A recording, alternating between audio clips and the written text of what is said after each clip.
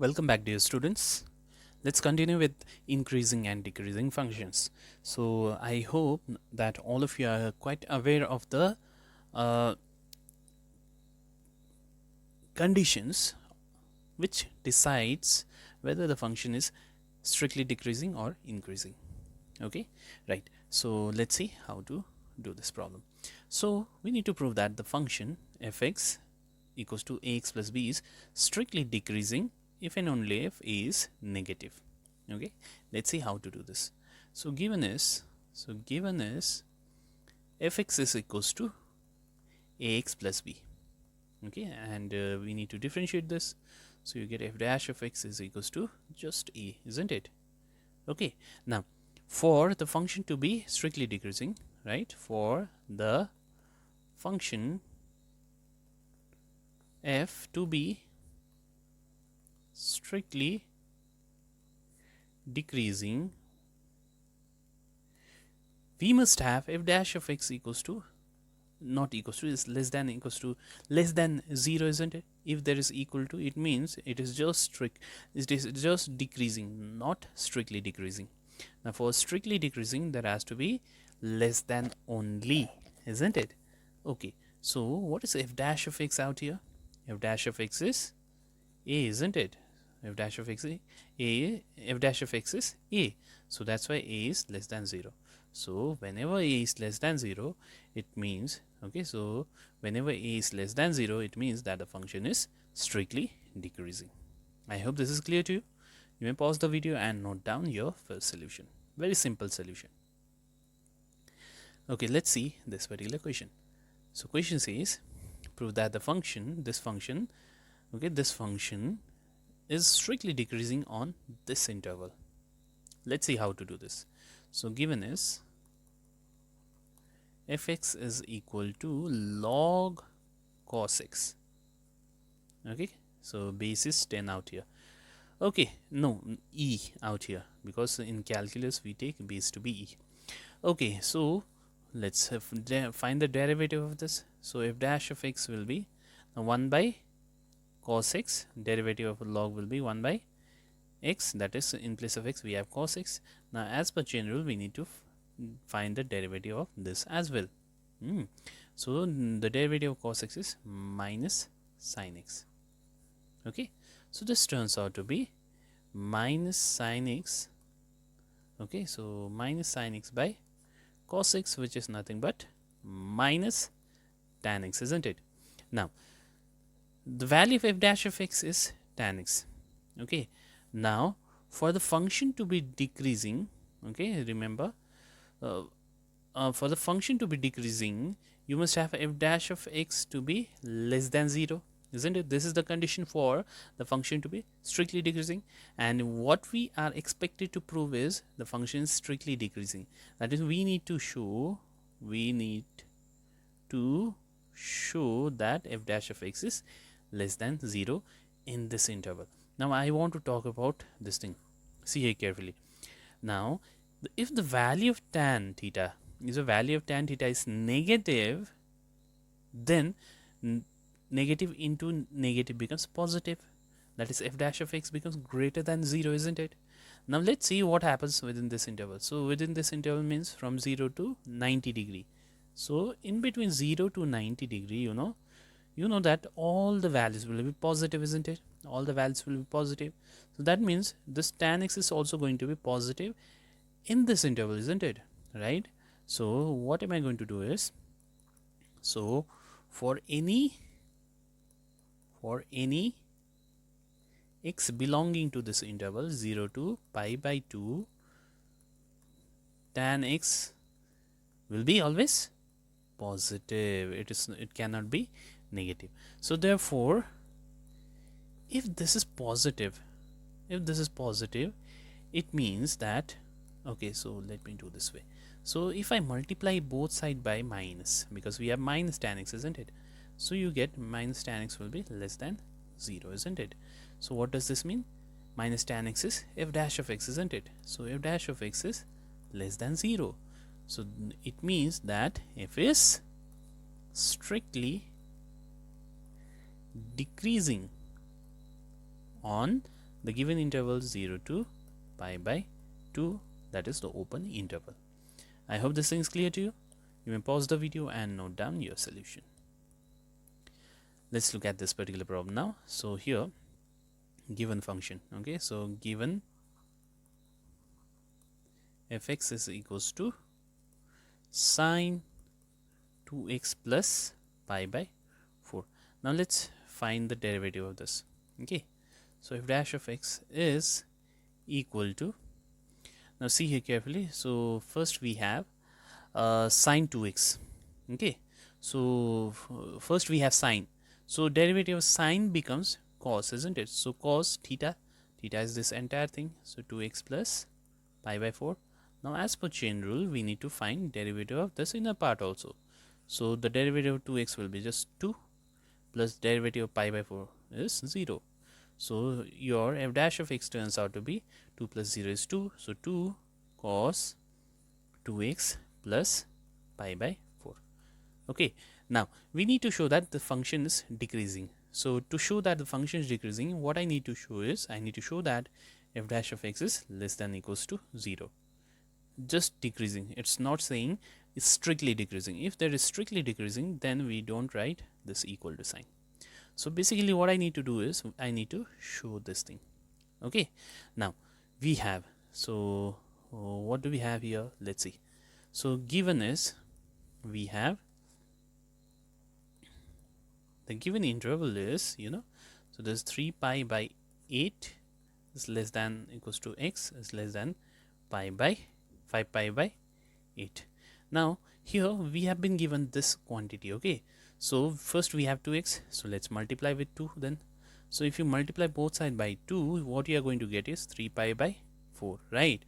2 into this will be 2 and 8 gets cancelled, so you will get 3 pi by 4 is less than equals to, here it becomes 2x is less than equals to 5 pi by 4.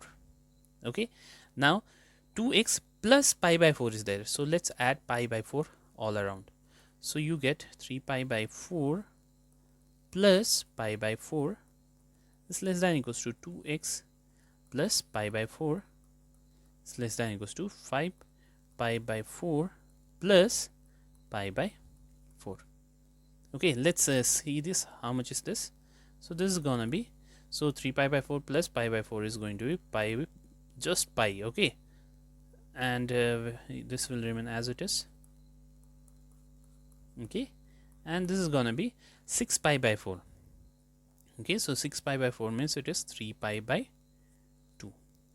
Okay, now basically this is your theta. Okay, see, this is your theta. Now what I need to do is I need to check its sign, isn't it?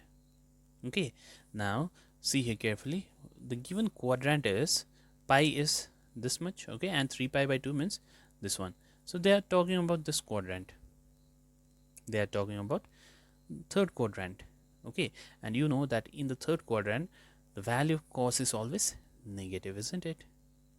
Yes or no? So if this is your negative, but can it be 0, by the way? Obviously it can be 0, isn't it? See, it can be 0.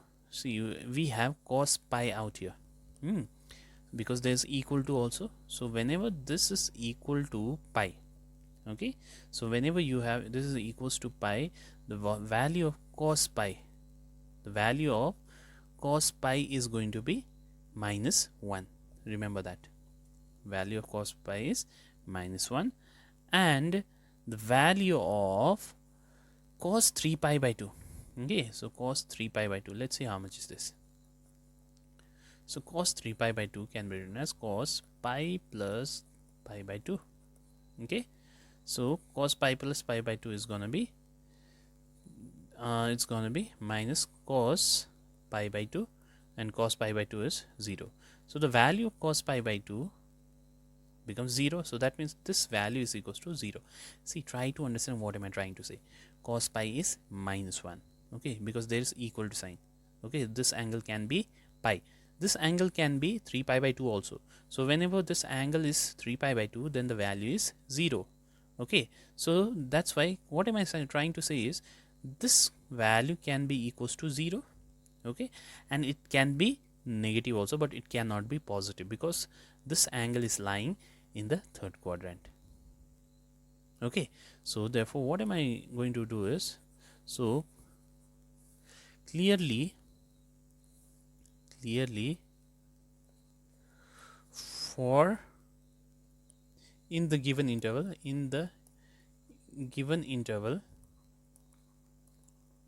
okay, that you are going to have cos 2 pi, no, 2 pi, not 2 pi, this is 2x plus pi by 4 will be either 0 or less than 0, isn't it?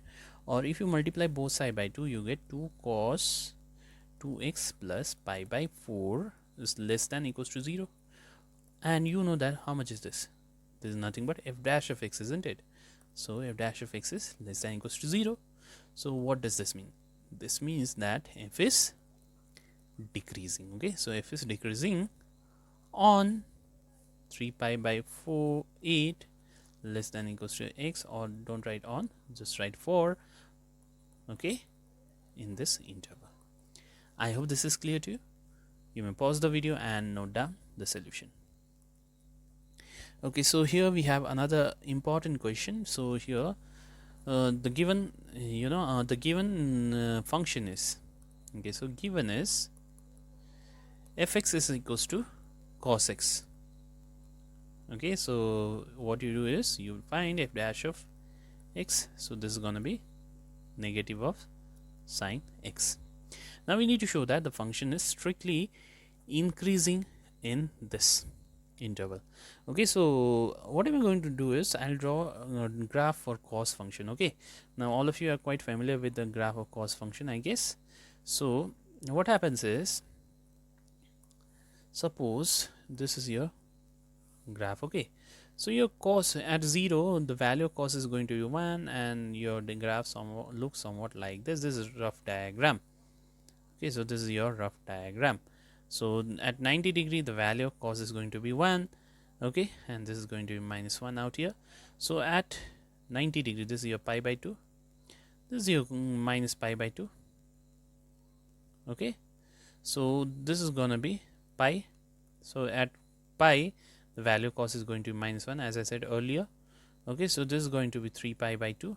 So at 3 pi by 2 the value of cos is 0, that also I have shown you. So this is how our diagram is going to look like. Okay, and this is my 2 pi. Okay, so at 2 pi your value is going to be 1. Okay, now what we need to show here is, we need to show that function fx is going to be strictly increasing in this interval, that's from pi to 2 pi. Okay, so in this interval from here to here in this interval we need to show that function is increasing, and from the diagram you see that function is increasing, isn't it? Now let me draw the diagram for sine also at the same time. So for sine your diagram is going to look somewhat like this. So this is going to be 0, this is going to be pi. Okay, at 90 degree and the value is 1, so this is 3 pi by 2. Okay, and this is going to be your 2 pi. Now kindly look at this. If x belongs to, see, x is in this interval, isn't it? So whenever x is in between pi to 2 pi, pi is here. Okay, pi to 2 pi, 2 pi is this one. What happens to the value of sine? This will be negative, isn't it? Try to understand what is happening. Or if you don't understand that way, we have quadrant diagram also. Pi to 2 pi means we have got from here to here. Now you know that sine will be positive only in the first quadrant and the second quadrant, isn't it? So in this third quadrant and fourth quadrant, this covers, remember, third quadrant and fourth quadrant. The value of sine is going to be negative. So negative into negative will be positive. So if it is positive, then if f dash of x is positive, then the function is going to be strictly increasing in the given interval. I hope this is clear to you. Okay, so let me erase the diagram for you. Okay, so for x belonging to pi to 2 pi. Okay, so x belonging to third quadrant and fourth quadrant, sine x is going to be always negative, as I said. Now multiply both sides by minus, you get minus sine x is going to be greater than 0. But you know minus sine x is f dash of x. So f dash of x is going to be greater than 0. Okay, now you should have written less than equal to, isn't it? You could have written less than or equal to sign also. But why am I not writing equal to? Because there is open interval given out here. Okay, so therefore f is strictly, this is greater than means increasing, right? So increasing on, so this is my first part. Okay, so this is my first part on the given interval pi to 2 pi. I hope this is clear to you, right? So let me take the second part. Okay, so second part says strictly decreasing on this. Okay, so let me take for any x belonging to 0 to pi. So 0 to pi means it covers first quadrant and second quadrant. Then in this interval, sine x is always going to be positive, isn't it? In the first quadrant and second quadrant, the value of sine x is going to be positive. So multiply both sides by minus, you get minus sine x is less than 0. Now you know minus sine x is what? Minus sine x is f dash of x. So in place of minus sine x, let me write f dash of x. So f dash of x is how much? F dash of x is negative, isn't it? It's negative because minus sine x, that is f dash of x, is less than 0. So therefore it means that f is strictly decreasing on 0 to pi, that is this particular interval. So this is my second part. Now the third part says from 0 to 2 pi. Okay, from 0 to 2 pi, what is happening? Function is neither increasing nor decreasing. Now this is my third part. We know that 0 to 2 pi, the given interval is 0 to 2 pi. So can I write this as from 0 to pi? Okay, but in this interval, remember pi is also there from 0 to pi. So that's why I am writing open interval, closed interval out here. Union from pi to 2 pi, right? I can do this. See, from 0 to 2 pi, we have got pi also included. So that's why there is closed interval out here. Okay, so there is union of two interval. Now we know that this is happening. Okay, and f is, what is happening here in this interval? In this interval is f is decreasing. I am not saying strictly decreasing because now you have got closed interval. So f is decreasing on 0 to pi and f is increasing in the rest of the interval, that is on closed interval pi to 2 pi open interval. Okay, so in this interval f is decreasing and in this interval f is increasing. So that's why I told you that function is said to be neither increasing or not decreasing if function increases and decreases in the given interval. So basically in this interval what is happening? Function is increasing also and function is decreasing also, isn't it? So therefore we say that f is neither increasing nor decreasing on the given interval, that is 0 to 2 pi open interval. Okay, so this is how we need to do the sum, this kind of sum. Pause the video and note down your solution. Right, so we have yet another question. So okay, so we have got two more questions. So let me see this particular question. So prove that the functions are neither increasing nor decreasing. Okay, so let me take one question. So let me take this question. See, for doing this, see, you can take the reference of the problem that I'm going to do, or what you can do is you can take the help of the solved examples. Okay, so let me take number 2. So given is fx is equal to 1 by x square plus 1, and this can be written as x square plus 1 to the power minus 1. Okay, now find the derivative of this. So f dash of x is gonna be, so for power you are going to get minus 1 x square plus 1 to the power minus 1 into, now chain rule says find the derivative of this, so it's gonna be 2x plus 0. Okay, now if you simplify this, this is gonna be minus 2x by x square plus 1 whole square. Okay, now we need to show that function is neither increasing nor decreasing on this interval. Okay, so this interval means r, no, so r means it's a real line. Okay, so kindly look at the diagram very carefully. Here diagram plays major role. Okay, so this is my real line, so this is my 0. Here we have got positive numbers, right? So here we have got positive numbers, and here we have got negative numbers on the real line. Okay, now see, denominator is always going to be positive because there is whole square. Okay, now the sign of f dash of x is negative out here. Okay, but the overall sign depends on the value of x. If x is positive, then this entire thing is positive, and because of this negative sign, this entire thing is going to be negative. Negative into positive is negative.